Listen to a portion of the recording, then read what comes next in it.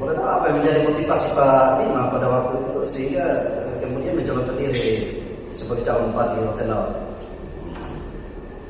Mungkin saya agak sedikit self ego ya, punya agak sedikit apa ya kalau bilang ragu dengan pasangan-pasangan lain yang akan melawan incumbent, mengingat mereka juga bagian dari incumbent. Setelah pensiun mereka maju dengan mengusung ingin melakukan perubahan. Kosong di dalam, kosong kota.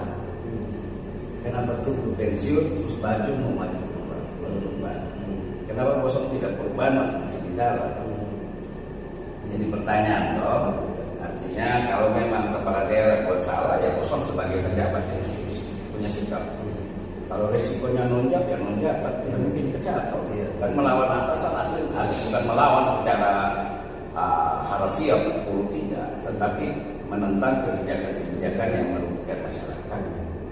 Mereka mesti omong, sebab kalau mereka maju sekarang omong gini seperti orang benar, ini salah.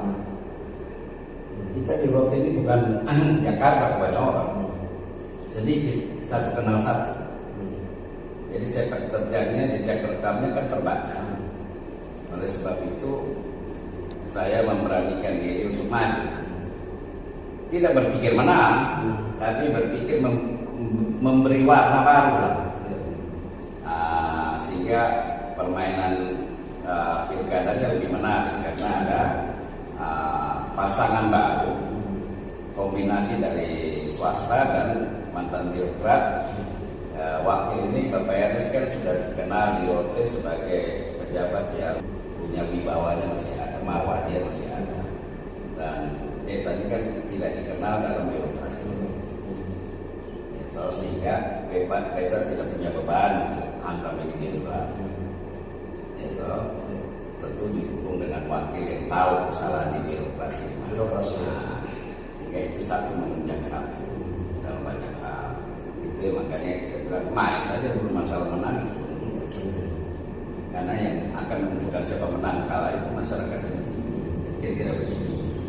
Sekalipun prosesnya kemudian kita merasa dirugikan, tapi paling sedikit kita tahu karena apa kan kira-kira. Pada waktu itu kan Pak Ernest Pela yang kemudian diambil sebagai wakil untuk mendampingi Pak Bima pada waktu itu.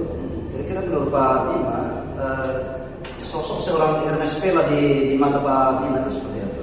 Jadi sebenarnya waktu ambil Ernest Pela saya tidak kenal dia, tidak kenal beliau.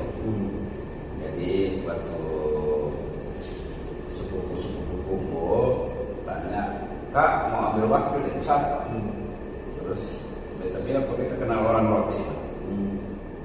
Kalau kosong tulis nama bis, tapi beta punya kriteria wakil. Satu, dia harus punya latar belakang birokrasi. Kedua, punya dua syarat. Tiga, orangnya mesti loyal. Terus ketiga dan yang terutama ini, dia harus punya masa. Karena dalam perhelatan politik ini kan masa menentukan menang atau kalah. Kalau lu hanya bawa sendiri saja sama saja, tidak punya nilai tambah.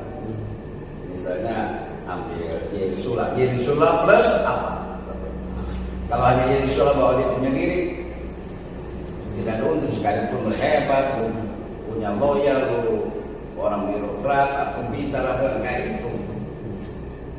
Gitu. Tapi kalau punya finansial yang cukup itu bagaimana Pak? Finansial ya nomor 2 lah. Nomor 2 ya. Karena waktu itu kan di nomor 1 Beta. Jadi karena kenapa Beta bilang finansial nomor 2? Karena kita tahu di Rote kan tidak semua orang punya uang. Gitu. Dan kita tidak tahu nih kos politiknya besarnya kayak apa. Ini kan waktu itu kita bermain dengan asumsi angkanya keluar sekian. Gitu. Tapi hasilnya seperti apa kan kita tidak tahu, dan kita tidak tahu wakil ini kondisinya seperti apa karena baru kenal juga. Jadi sempat Bapak Ernest tanya Om Bima, tapi Beta tidak punya uang. Terus Beta bilang, dari tadi saya ada sini uang. Tidak toh.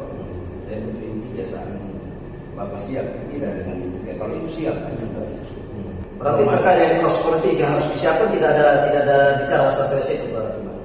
Dengan Bapak Ernest. Antara dengan Pak Bima dan Pak Ernest. Tidak ada. Tidak ada. Kos politik dalam hal finansial tidak.